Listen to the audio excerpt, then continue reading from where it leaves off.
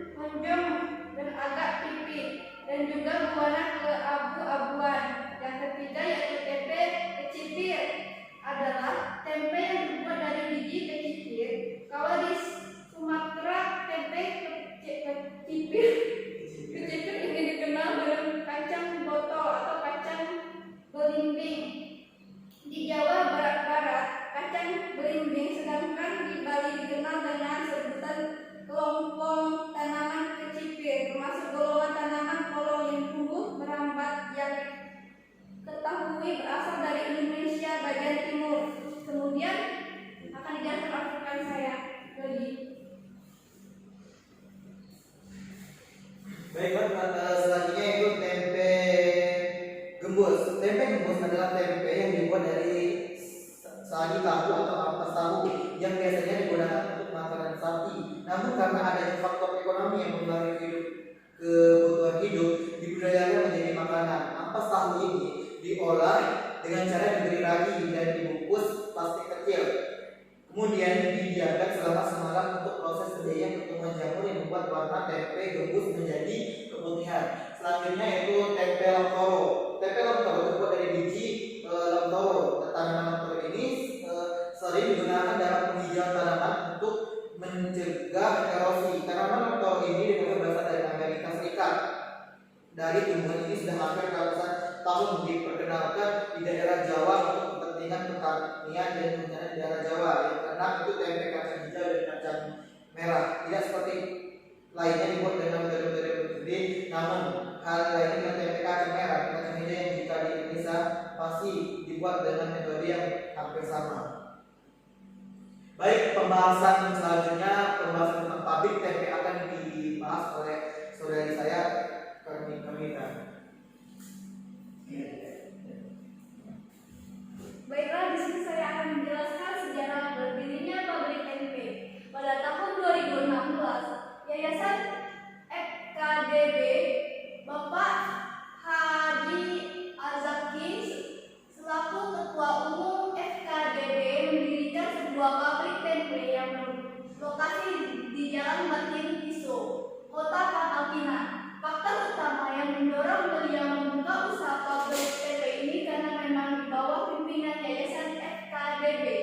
Memang pabrik tempe ini hanya berdiri satu di kota terumput sebalai ini. Tetapi di kota-kota besar seperti Jakarta, Yogyakarta sudah banyak pabriknya. Modal perusahaan pabrik tempe untuk biaya atau modal memang langsung dari Yayasan FKDB. Setiap kali pembuatan atau proses pembuatan tempe, modal yang dikeluarkan berkisaran 4 juta rupiah per bulan. Biaya di atas digunakan untuk membuat tempe dan membeli peralatan serta bahan baku membuat tempe. Jumlah pekerja dari awal didirikan pabrik tempe, Bapak Haji Azaki telah merekrut pegawai yang berasal dari lingkungan sekitar sebanyak 15 orang. Biaya dalam proses produksi. Dalam sekali memproduksi tempe, Bapak Haji Azaki mengeluarkan biaya sebesar 4 juta rupiah. Biaya tersebut digunakan untuk membeli bahan baku tempe. Proses pembuatan produk akan dijelaskan oleh rekan saya yaitu Yodi. Baik, proses pembuatan produk. Setiap yang memasuki area produksi diwajibkan mencuci tangan dan menggantikan alas kaki untuk memastikan area produksi tetap steril dan kehigienisan produk terjaga. Nah, adapun flow proses produksi itu dibagi menjadi 3 area. Pertama, area ruang produksi basah, yang kedua ruang produksi kering, yang ketiga ruang fermentasi. Baik, untuk area ruang produksi basah itu dibagi menjadi 3 tahap. Yang pertama tahap 1 pencucian, yang kedua tahap perendaman, yang ketiga tahap perebusan. Jadi untuk di area ruang produksi kering itu juga dibagi menjadi 3 tahap, yaitu tahap pertama penirisan, tahap kedua peragian, tahap ketiga pengemasan. Selanjutnya area ruang fermentasi itu hanya 1 tahap saja, yaitu tahap fermentasi. Nah, fasilitas ruang produksi basah, mesin dan peralatan produksi berupa mesin pemecah kulit kacang dan dana rebus yang digunakan standar food grade terbuat dari bahan stainless steel yang ramah pangan.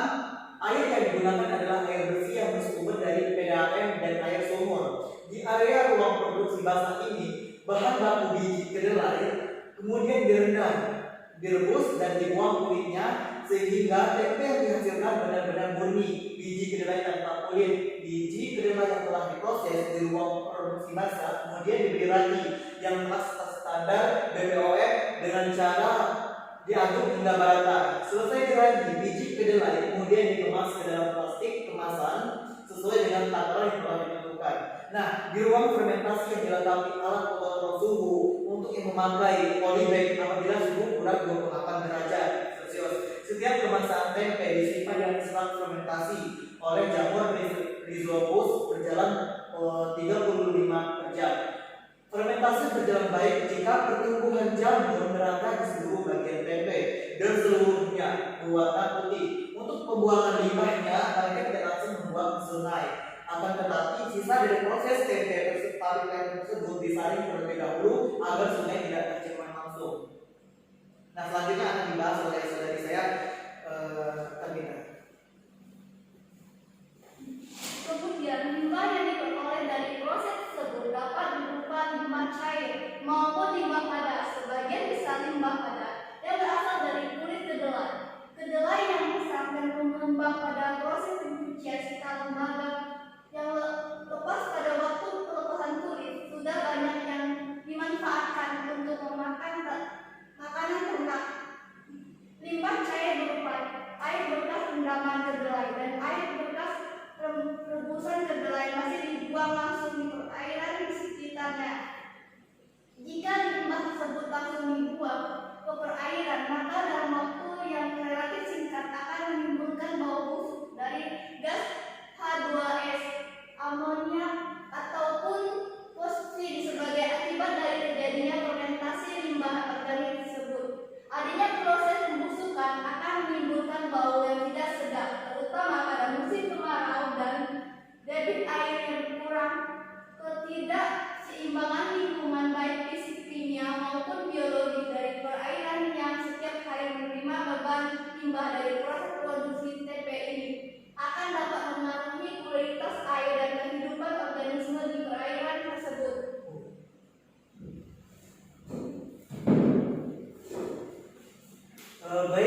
Selanjutnya itu kita melihat secara dari proses pembuatan tempe. Teman-teman lihat dari kedelai air untuk perebusan air limbah di samping kedelai masuk. Nah, kedelai dimasak. Setelah masak, kedelai direndam 1 malam hingga lunak dan terasa berlendir. Kemudian kedelai dicuci hingga bersih. Yang kedua itu proses perendaman. Kedelai direndam, setelah itu air pencucian itu kan dimasukkan ke dalam limbah. Setelah itu kedelai bersih, pemecahan biji kulitnya itu dicampur kedelai kupas dan kulit kedelai. Air untuk pemisahan campuran kedelai tadi, pemisahan kulit itu dimasuk ke dalam air limbah atau kulit ampas tempe. Dan itu kedelai dikupas, air pencuci dari kedelai kupas tadi, pencucian dimasukkan ke air limbah. Kedelai bersih, air sebagai peradut ragi. Peragian dari campuran kedelai menghasilkan ragi. Udah itu ditiriskan, udah itu yang sisanya dimasukkan ke air limbah. Setelah itu pembungkusan dengan daun pisang dan jadilah produk itu namanya tempe. Nah, selanjutnya alat-alat konstruksi akan dibahas oleh Kamila.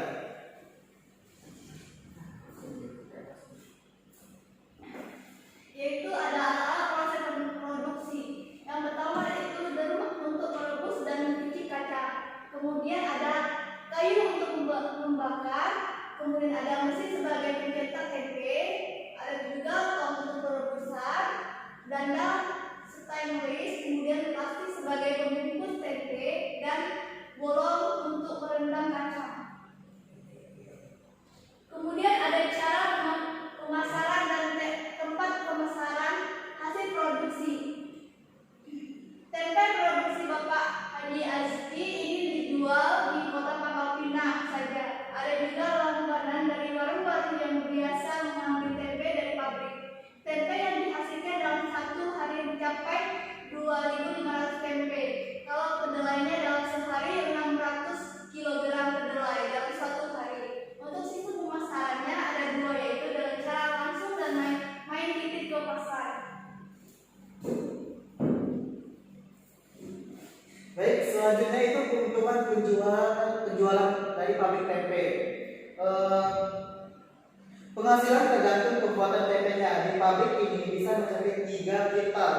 Harga paksa 7 on tempe dijual dengan kisaran 5.000. Ini 7 on 5.000. Sedangkan 5 on tempe diperkirakan dengan harga 4.000 dan 3 on berkisaran harga 3.000. Nah, selanjutnya karakteristik limbah yang dihasilkan dari proses pembuatan tempe. Untuk karakteristik limbah industri tempe ada 2 hal yang perlu diperhatikan, yakni karakteristik fisika dan kimia. Karakteristik fisika meliputi padatan total, suhu, warna, dan bau. Karakteristik kimiawi meliputi bahan organik, bahan anorganik, dan gas. Bahan-bahan organik yang terkandung di dalam buangan industri tempe pada umumnya sangat tinggi. Senyawa-senyawa organik di dalam air buangan tersebut dapat berupa protein, karbohidrat, lemak, dan minyak. Di antara senyawa-senyawa tersebut, protein dan lemak lah yang jumlahnya paling besar, yang mencapai 40% sampai 60% protein dan 25% sampai 50% karbohidrat dan 10% lemak. Nah, teman-teman lihat itu beberapa contoh hasil pengukuran kadar BOD dan COD di dalam air limbah tempe di daerah DKI Jakarta. Itu juga pada tabel nomor 1. Terangan rotasi COD dan Setiabudi itu ada COD-nya 7,65, BOD-nya 5,400 dan sampai 2. Nah, limbah dari proses pembuatan tempe ini termasuk dalam limbah yang biodegradable, yaitu merupakan limbah atau bahan buangan yang dapat dihancurkan oleh mikroorganisme. Senyawa organik yang terkandung di dalamnya akan dihancurkan oleh bakteri meskipun prosesnya lambat dan sering disertakan dengan keluarnya bau busuk. Konsentrasi amoniak sebesar 0,037 mg per ml sudah dapat menimbulkan bau amoniak yang menyengat. Dalam limbah domestik sebagian besar nitrogen organik akan diubah menjadi amoniak pada pembusukan anaerobik dan menjadi nitrat atau nitrit pada pembusukan aerob. Nah, ini tabel 2 hasil analisa kandungan limbah cair pabrik tempe dari suhu satuannya Celsius, bahan pembentuk air limbah golongan 1C itu 45, limbah cair dari rebusan kedelai rata 75, limbah cair dari rendaman kedelai rata 32. Ini TDS total, disiosolid, TTS total, suspende solid, pH, NH3N, NO3N, DO, BOD, COD. Sudah teman-teman pada lihat di tabel tersebut. Nah, berdasarkan tabel 2 tersebut di atas dapat dinyatakan bahwa baik limbah cair yang berasal dari air rebusan maupun air rendaman kedelai berpotensi untuk mencemari lingkungan perairan di sekitarnya. Suhu limbah cair yang berasal dari rebusan kedelai mencapai 75 derajat Celcius. Apabila setiap hari perairan memperoleh pasukan limbah cair dengan suhu yang tinggi, maka akan membahayakan kehidupan organisme air. Suhu yang optimum untuk kehidupan dalam air adalah 25 sampai 35 derajat Celcius. Air sungai yang suhunya naik akan mengganggu kehidupan hewan maupun tanaman air karena kadar oksigen terlalu akan turun bersamaan dengan kenaikan suhu warga.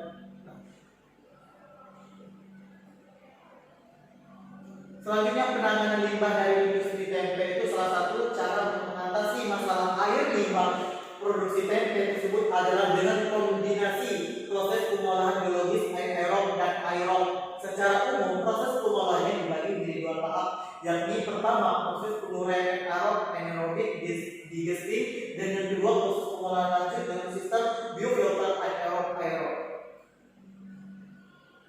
Baik, untuk proses penguraian senyawa organik anaerob itu penguraiannya satu tahap. Teman-teman pada lihat di sini, pertama itu ada ruang gas, lapisan buih, lapisan jernih super nathan. Ini untuk lumpur busuknya, ini hasil olahan di sini dan lumpur keluar dari lumpur hasil penguraian pabrik tempe tadi keluar dari proses pabriknya. Selanjutnya itu penguraian 2 tahap. Yang tadi kan 1 tahap, ini 2 tahap. Jadi ini sudah tahap pertama sudah saya jelaskan. Tahap kedua itu ruang gas. Ruang gas masih ada, lumpur masuk ke dalam pabrik tempe, ke dalam olahan tempe limbahnya. Itu pengeluaran lumpur ini banyak pengeluarannya. Dari sini kan pemanas lumpur di sini tahap 1, kemudian durian sempurna. Tahap kedua itu yang pertama. Nah, proses pengolahan lanjutan itu untuk bagian pengolahan lanjutan, di mana dapat dijelaskan bahwa proses pengolahan lanjut ini dilakukan dengan sistem biofilter and aerob. Pengolahan air limbah dengan proses biofilter and aerob terdiri dari beberapa bagian, yakni bak pengendap awal, biofilter aerob biofilter aerob, bak pengendap air akhir, dan jika dilengkapi dengan bak kontaktor klor. Air limbah yang berasal dari proses penguraian aerob, penguraian tahap pertama dialirkan ke bak pengendap awal untuk mengendapkan partikel lumpur, pasir, dan kotoran lainnya. Selain sebagai bak pengendapan, juga berfungsi sebagai bak pengatur airan serta bak pengurai senyawa organik yang berbentuk padatan slagger digestian atau pengurai lumpur dan penampung lumpur. Baik, sekian dan terima kasih hasil observasi pabrik tempe yang telah kami lakukan. Apabila ada kata yang salah, kami mohon maaf. Kepada Allah kami mohon ampun. Kami akhiri billahi fisabilillah.